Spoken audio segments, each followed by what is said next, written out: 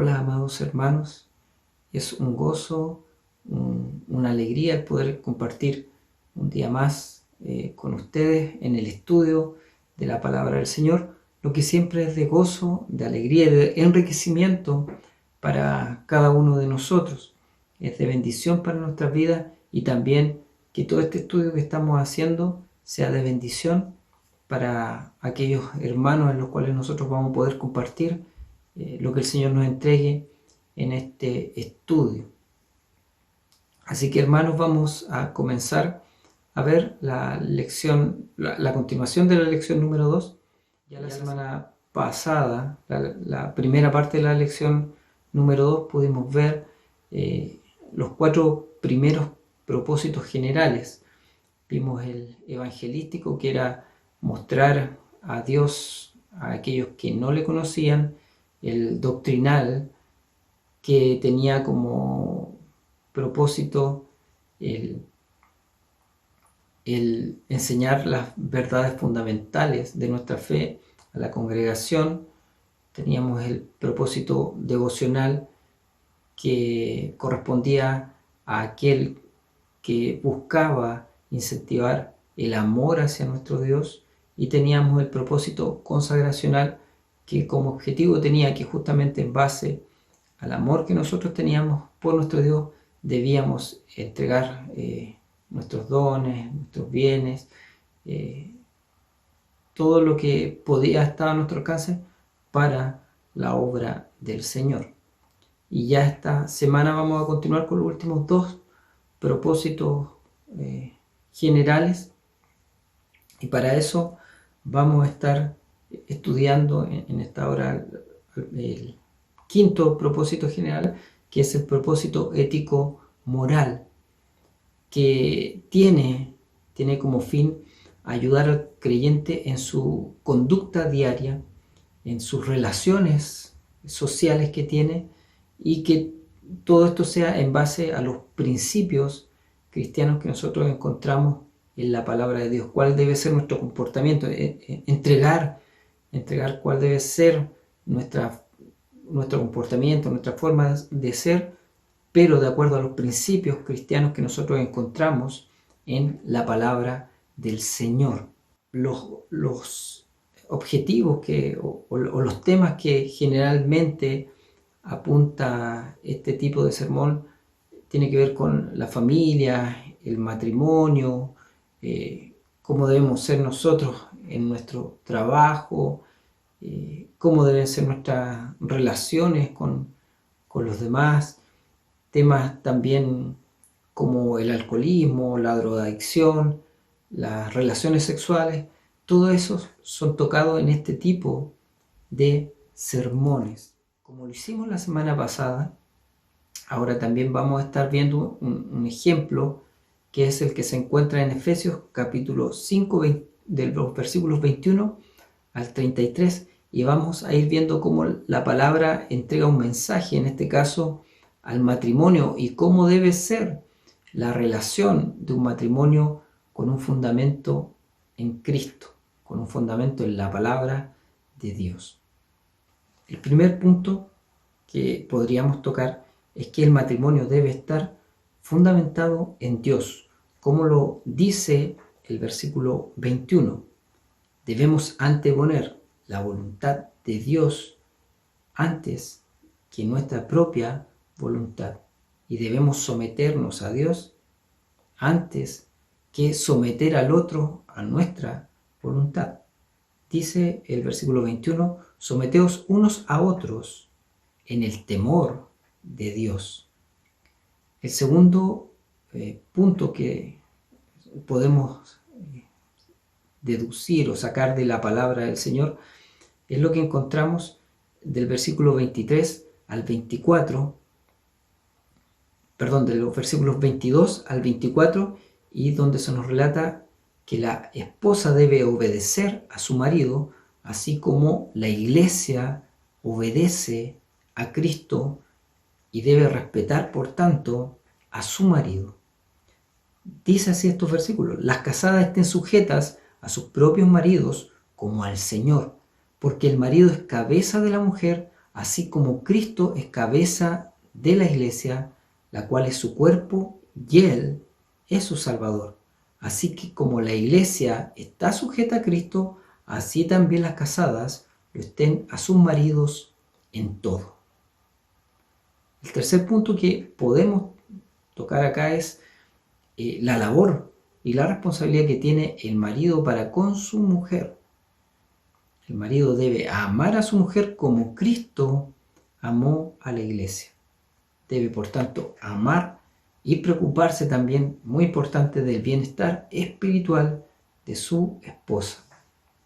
¿Qué nos dice el versículo del 25 al 30? Dice así: Maridos, amad a vuestras mujeres, así como Cristo amó a la iglesia y se entregó a sí mismo por ella, para santificarla, habiéndola purificado en el lavamiento del agua por la palabra, a fin de presentársela a sí mismo una iglesia gloriosa, que no tuviese mancha, ni arruga, ni cosa semejante, sino que fuese santa y sin mancha. Así también los maridos deben amar a sus mujeres como a sus mismos cuerpos. El que ama a su mujer, a sí mismo se ama, porque nadie aborreció jamás su propia carne, sino que la sustenta y la cuida, como también Cristo a la iglesia. Ya el último punto, el cuarto punto, el último punto que podríamos bosquejar es que el matrimonio está establecido por Dios como un tipo de Cristo y la iglesia.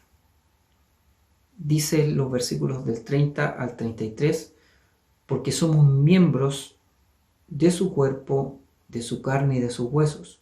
Por esto dejará el hombre a su padre y a su madre y se unirá a su mujer y los dos serán una sola carne. Aquí Pablo está recordando las palabras que Dios dice en Génesis capítulo 2 versículo 24. Grande es este misterio, mas yo digo esto respecto de Cristo y de la iglesia. Por lo demás, cada uno de vosotros ame también a su mujer como a sí mismo, y la mujer respete a su marido. Entonces podemos ver cómo este sermón entrega el comportamiento que debe existir dentro del matrimonio, cómo el marido debe amar a su mujer y cómo la mujer debe respetar a su marido, cómo funciona también o cómo debe funcionar la relación que existe entre Cristo y su iglesia. Entonces, este es un sermón que tiene un propósito ético-moral. Y por último tenemos el sermón que tiene como propósito dar ánimo a la congregación, ánimo a aquellos que están escuchando este discurso. El propósito que tiene este tipo de sermón justamente es animar y fortalecer espiritualmente a los creyentes que puedan estar pasando por momentos o por situaciones complejas. Si nosotros podemos escuchar sermones en estos días, nos vamos a dar cuenta que la mayoría de los sermones tienen justamente este propósito. En medio de esta pandemia, en medio de todo lo que está sucediendo, lo que más abunda son justamente este tipo de sermón que tiene un propósito de animar a la congregación, porque se da justamente en los momentos difíciles, en los momentos complejos que puede estar pasando la congregación. Textos bíblicos que puedan usarse para estos momentos los encontramos en Romanos capítulo 8, del versículo 28 al 39, donde nos muestra la seguridad que tenemos en el amor de Dios. Primero de Reyes, capítulo 19, versículos del 1 al 18, cuando se nos relata la situación que estaba viviendo Elías y la aflicción que estaba viviendo Elías cuando su vida empieza a correr peligro, cuando Jezabel lo amenaza de muerte, y vemos cómo Dios también a él le fortalece en medio de esta situación. También tenemos lo que nos dice Primera de Pedro capítulo 1, versículo 3 al 12, donde se nos presenta a Cristo como nuestra esperanza viva. Vamos a estar viendo también un ejemplo de este tipo de sermón, y para ello vamos a estar leyendo o recordando, porque es un poco extenso, pero lo que nos dice Romanos capítulo 8 del versículo 28 al 39. Y podríamos decir o titular que nosotros tenemos una esperanza segura. Nuestra esperanza en Dios es una esperanza segura. Los primeros versículos del 28 al 30 nos habla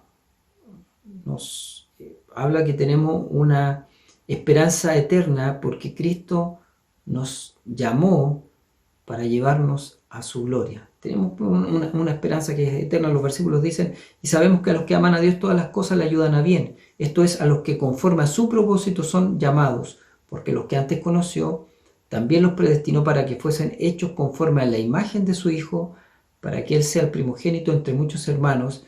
Y a los que predestinó, a estos también llamó, y a los que llamó, a estos también justificó, y a los que justificó, a estos también glorificó. Estos versículos nos muestran que, ya que estamos hablando de un sermón de ánimo, que todas las cosas ayudan a bien para los que aman a Dios. Los problemas, las dificultades. El versículo 18, Pablo venía diciendo: mas tengo por cierto que las aflicciones del tiempo presente no se comparan con la gloria venidera que en nosotros ha de manifestarse. Entonces podemos ver que luego acá en el versículo 21 dice que a los que aman a Dios todas las cosas le ayudan a bien. ¿Por qué? Porque el propósito de todo esto es, como dice el versículo 29, es amoldarnos al carácter de Cristo, que por medio de todas las dificultades o pruebas que vivamos, Dios vaya reflejando a Cristo en nuestras vidas. Luego nos habla que tenemos una esperanza segura porque la obra, y es segura por la obra pasada y por la obra presente que Cristo está realizando. Dice el versículo 31, ¿qué pues diremos a esto? Si Dios por nosotros, ¿quién contra nosotros? El que no escatimó ni a su propio Hijo, sino que lo entregó por todos nosotros, ¿cómo no nos dará también con Él todas estas cosas? ¿Quién acusará a los escogidos de Dios? Dios es el que justifica. ¿Quién es el que condenará?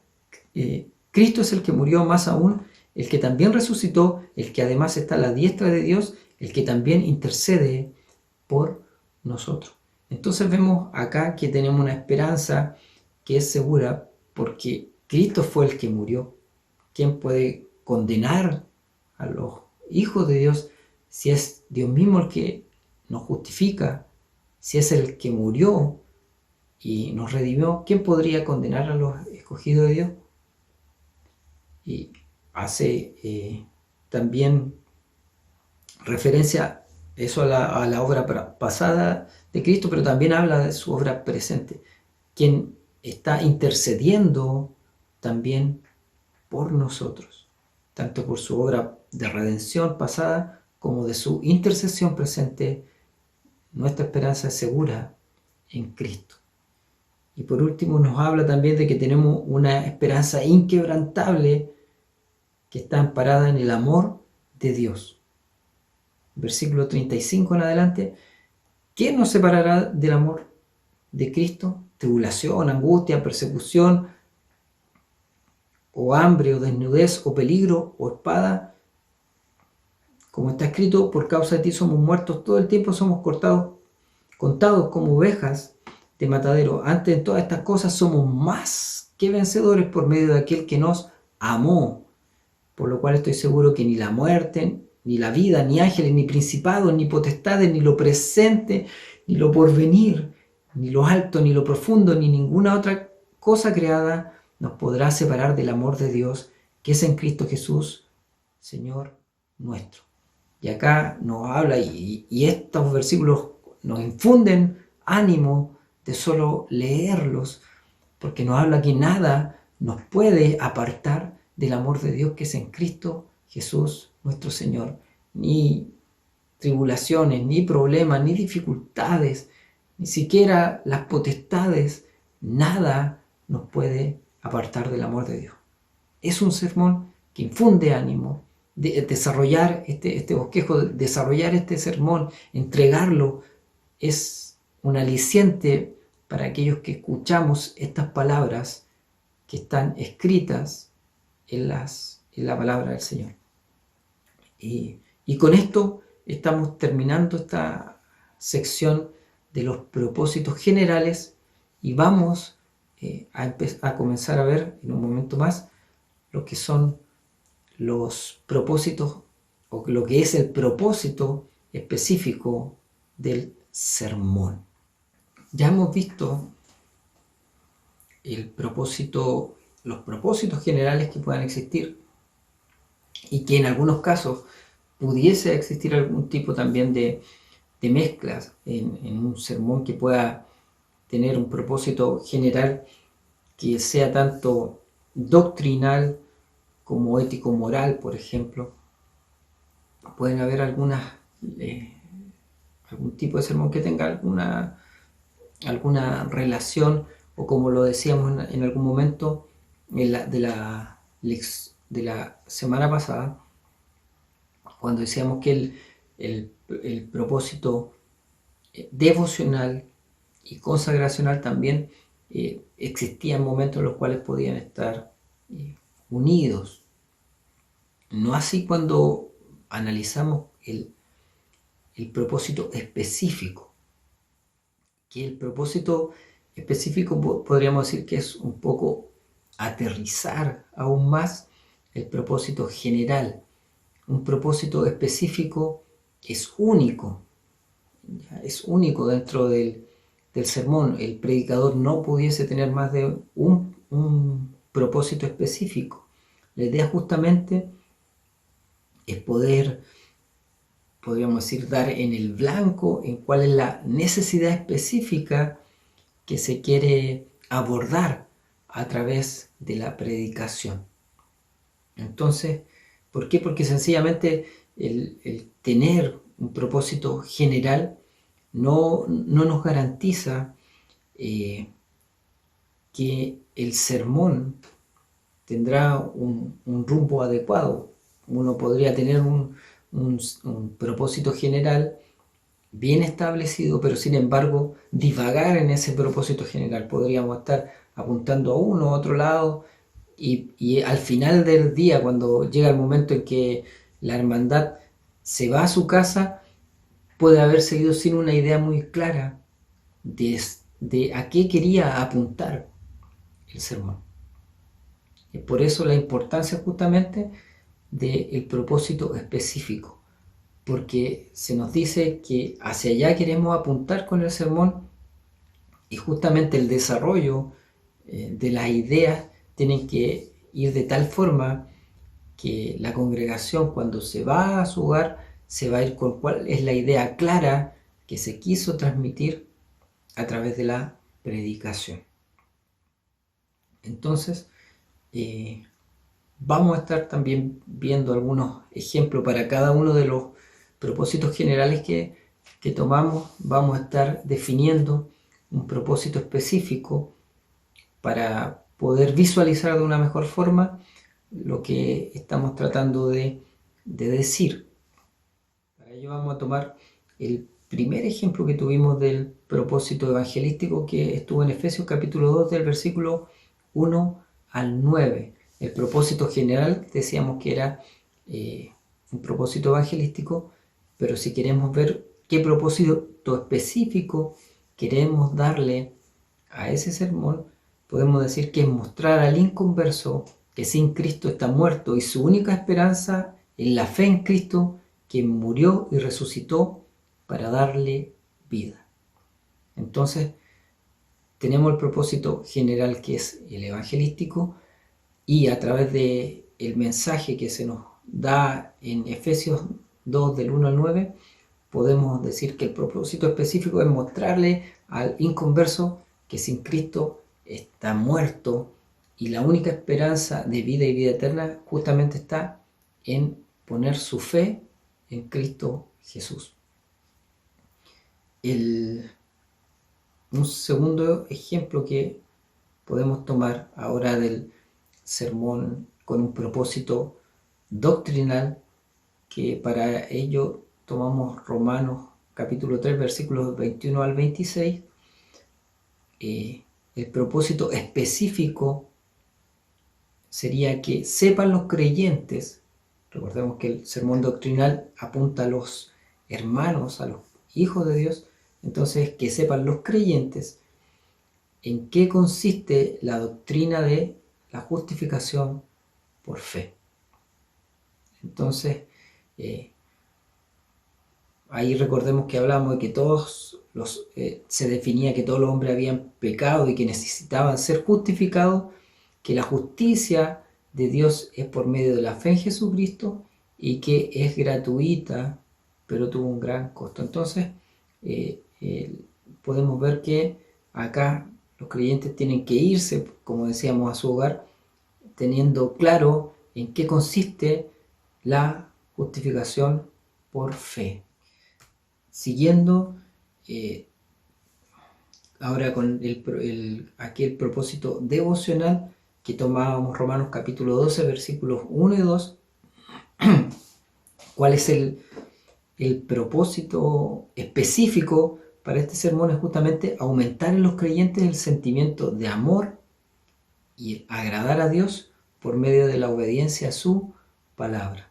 Recordemos que los versículos nos hablan acerca de que no nos tenemos que conformar a este siglo, sino que debemos ser transformados por la renovación de nuestro entendimiento para comprobar cuál es la buena voluntad de Dios, agradable y perfecta. Entonces, a través de estos versículos, como decíamos, el propósito específico es lograr que la congregación, a través de la transformación que viene por medio del conocimiento de la palabra de Dios, obedezca a Dios y se agrade en obedecer y hacer la voluntad de Dios.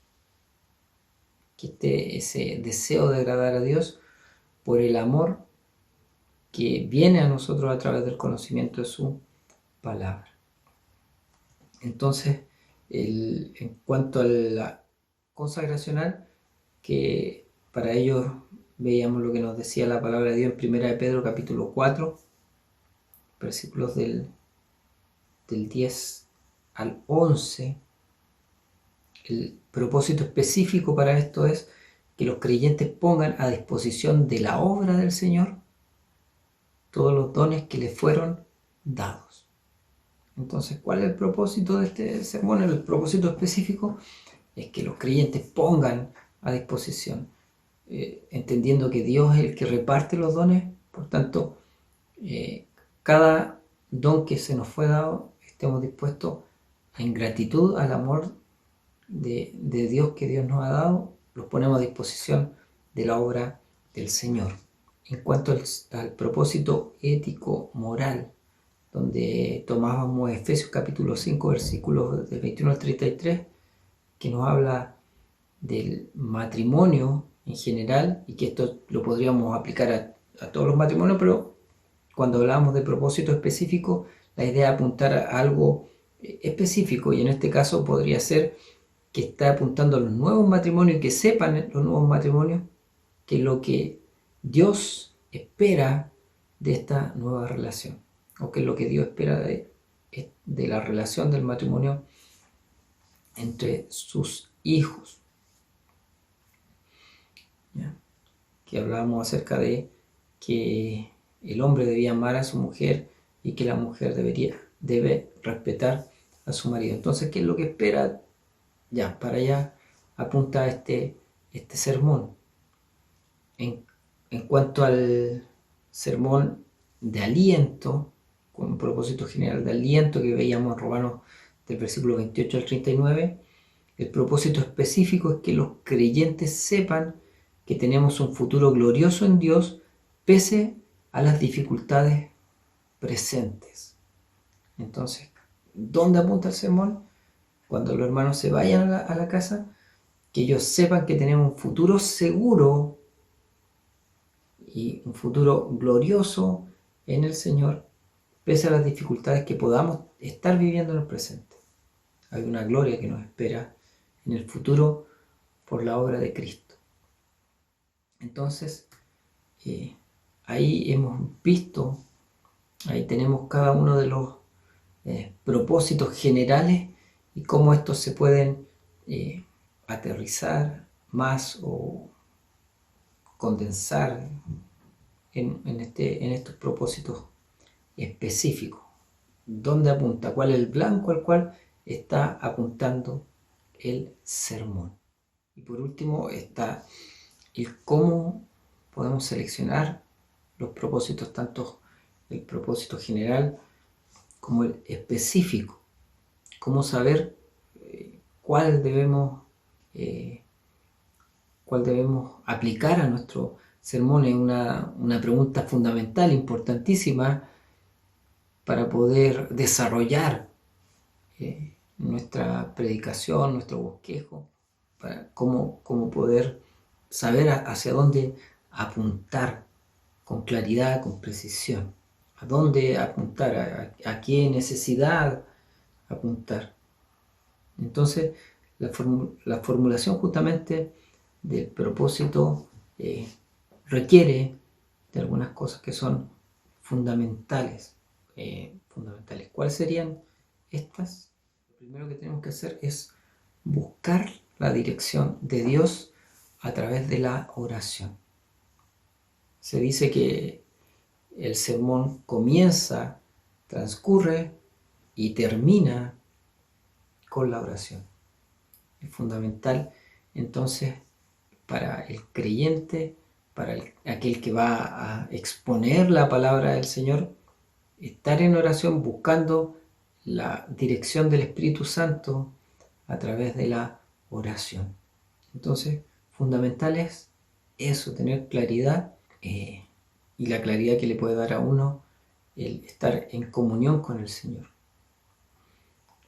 Lo segundo, que también es muy importante, es conocer cuál es la situación de la iglesia, conocer cuál es la necesidad que tiene la iglesia, que tiene la congregación, saber cuál es la situación que está viviendo la congregación y saber por tanto qué tipo de palabra es la que necesita en ese momento específico la congregación. Entonces, sabiendo qué es lo que necesita aquellos que no se estarán escuchando, podemos también definir cuál es el tipo de propósito, tanto general como específico, que debe tener nuestro sermón.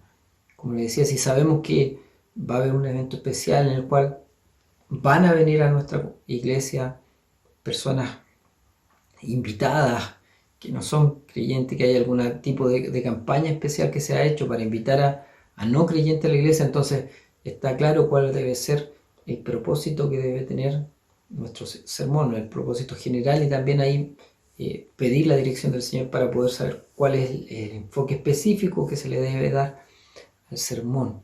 Entonces, conocer la necesidad de la congregación, conocer la situación en la cual se va a exponer el sermón, es fundamental también para poder escoger cuál va a ser el propósito que va a tener nuestro sermón, nuestra predicación. Conocer también nuestro corazón. Es importante eso, saber qué es lo que hay en nuestro corazón, también saber qué es lo que Dios está entregando a nuestra vida a través de la lectura que hemos dado, a través del texto bíblico que el Señor nos ha entregado, que hemos estado estudiando, que hemos estado profundizando. También ver qué ha producido eso en nuestra vida, conocer cómo ha impactado esa palabra en nuestra vida, también va a servir para ver cómo la entregamos y hacia dónde apuntar con esos versículos. Recordemos que el primero que le habla la palabra de Dios es a uno.